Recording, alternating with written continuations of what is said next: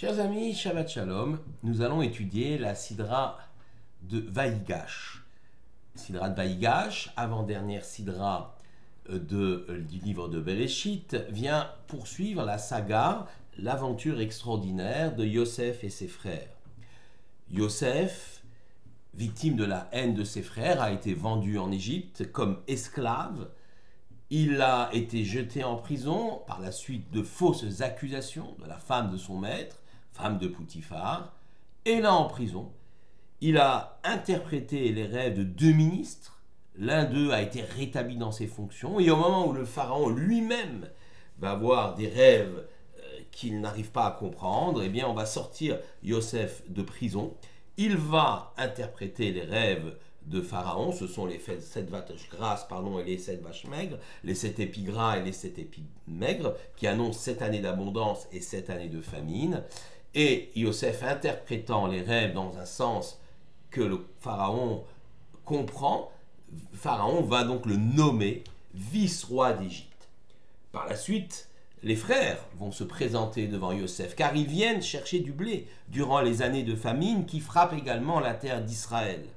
Et là, Yosef veut tester ses frères, voir si ils sont revenus à de meilleurs sentiments, et il va inventer tout un stratagème en accusant faussement Binyamin d'avoir volé une coupe en argent. Et en fait, tout cela vient pour essayer de comprendre, effectivement, de voir si les frères ont évolué. Vaïgash est là Yehuda. Yehuda s'avança vers lui. Nous sommes véritablement dans cette confrontation. L'épilogue de cette fantastique aventure de Yosef et ses frères va nous être narré dans cette sidra. Yehuda s'avance vers le vice-roi d'Égypte. Le vice-roi d'Égypte a décrété que seul le coupable, Binyamin, sera esclave à jamais, alors que tous les autres frères peuvent rentrer chez eux. Yehuda n'est pas prêt à accepter cela. Au nom de ses frères, il est prêt à défendre Binyamin, accusé à tort par le vice-roi d'Égypte.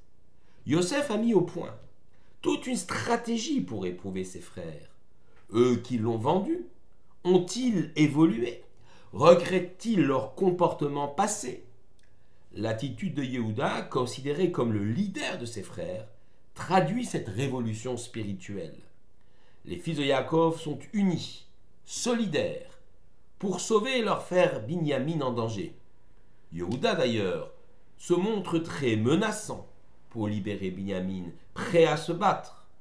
Il est temps pour Yosef de se dévoiler et pour la famille de se retrouver. Ce récit d'une pédagogie extraordinaire et son enseignement à nos élèves, à nos enfants en particulier, va les enrichir considérablement sur les notions de fraternité, de reconnaissance du bien qu'on nous a fait, sur les notions de shalom, de paix, de hardout, etc. Toutefois, une autre version est possible, une autre lecture est possible de la confrontation entre les deux frères. Yehuda représente le peuple juif. Il est même l'ancêtre de la tribu royale. Yosef est considéré aussi comme un représentant du peuple juif. Comme le verset dans Amos, chapitre 5, verset 15 nous le dit, « Oulai yechenan she'erit Yosef ». Peut-être aura-t-il pitié des rescapés de Yosef. Ici, il faut comprendre Yosef dans le sens peuple juif. Chacun des deux frères a un comportement, un vécu bien différent, une expérience de la vie très particulière. Yehuda n'a pas quitté la terre d'Israël. Il est resté proche de son père et de sa famille. Et si ce n'est d'ailleurs le court épisode de sa rencontre avec Tamar, qui d'ailleurs aboutira à la naissance de deux enfants dont l'un, Péret, sera l'ancêtre du Mashiach. Yehuda est donc destiné à engendrer la tribu royale. Il emporte d'ailleurs les attributs. Il vit comme un juif, s'habille comme un hébreu.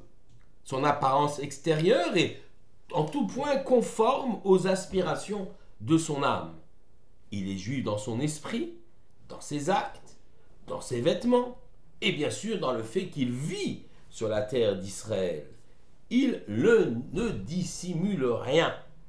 Il est finalement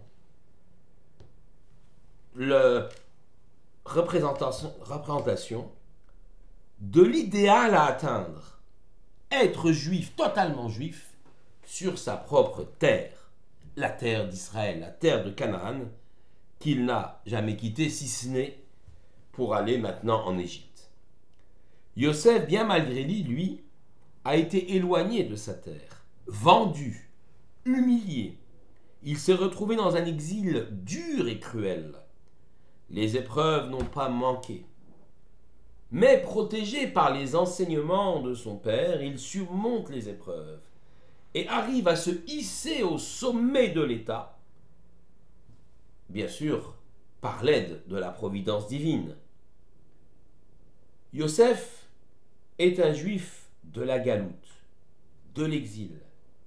Son aspect est celui du vice-roi d'Égypte, avec tous les attributs de pouvoir, avec le costume d'un Égyptien de haut rang.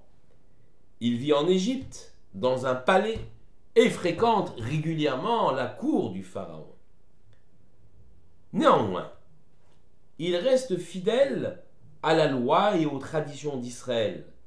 Il respecte le Shabbat, il mange cachère, parvenant à concilier ainsi la vie moderne et la pratique du judaïsme. Lui, l'homme de pouvoir, parfaitement intégré dans la société égyptienne qui l'accueille, il en est même au sommet, s'astreint à un respect scrupuleux de la loi juive, ce qui, au passage, est extrêmement intéressant, un enseignement fort. On peut très bien être intégré dans une société, on peut très bien vivre dans une société qui n'est pas à majorité juive, et même être au sommet de cette société sans renier son identité, sans renier sa pratique religieuse. Et celui qui pense que pour mieux s'assimiler, il faut abandonner les éléments forts de son identité juive, se trompe lourdement. S'il pense qu'il va faire baisser ainsi l'antisémitisme, c'est une erreur, c'est même peut-être le contraire. Alors effectivement, Yosef est un homme fidèle à la tradition d'Israël, mais il reste tout de même un juif de l'exil. Son apparence physique, ses vêtements, sa façon de vivre, ne reflètent pas les aspirations de son âme. Comme pour chacun d'entre nous, juifs de la galoute, outre l'exil physique, nous vivons aussi finalement une sorte d'exil spirituel. Les deux personnages, Yosef et Yehuda, représentent tous deux finalement les deux histoires d'Israël. La puissance de la Torah en terre d'Israël est sans commune mesure avec celle apprise en exil, même si l'exil a été riche d'enseignements et que de nombreux rabbinim ont écrit leurs textes, leurs enseignements en exil. L'idéal est de vivre en Israël, mais il existe encore un temps nécessaire de l'exil. Celui-ci ne doit pas être souhaité. Ce n'est pas une vocation pour les Juifs d'être en exil, mais il a tout de même une conséquence positive. L'exil que nous avons subi a forgé quelque part le peuple juif. L'histoire de la naissance des 12 tribus passe par le creuset de l'Égypte et le rôle fondamental de Yosef Hatzadik. Confronté à toutes les situations et les périls de l'assimilation, Yosef résiste grâce à la Torah paternelle. Il nous montre ainsi le chemin à suivre, car il permet le recueil des sagesses et des sciences des nations, appelées étincelles de sainteté, dispersées par le Créateur, ça et là. C'est en exil Et dans l'épreuve que se sont écrites les plus belles pages de la littérature rabbinique, le Talmud de Babylone, les écrits de Rashi, les écrits de Maïmonide, les écrits de tant et tant de rabbinim, le Gaon de Vilna, le Baal Shem Tov et le chassidisme, tous ces éléments vécus en exil, eh bien, ont construit le peuple juif. Sans eux, le peuple juif ne serait pas ce qu'il est aujourd'hui. Alors, l'exil a été un lieu de souffrance, mais aussi un lieu de création. Considérons toutefois qu'il a peut-être aujourd'hui assez duré, et adressons-nous au Créateur, afin qu'il y mette fin. Que les deux frères, Yehuda, représentant le juif sur sa terre, l'hébreu, et Yosef, représentant le juif de l'exil, se retrouvent, se réconcilient, que nous puissions en effet tous nous retrouver avec nos frères d'Eretz Israël, tous ensemble, à Yerushalayim, à l'heure du Beth Amikdash reconstruit, dans la fraternité et surtout dans la paix. Shabbat Shalom à tous.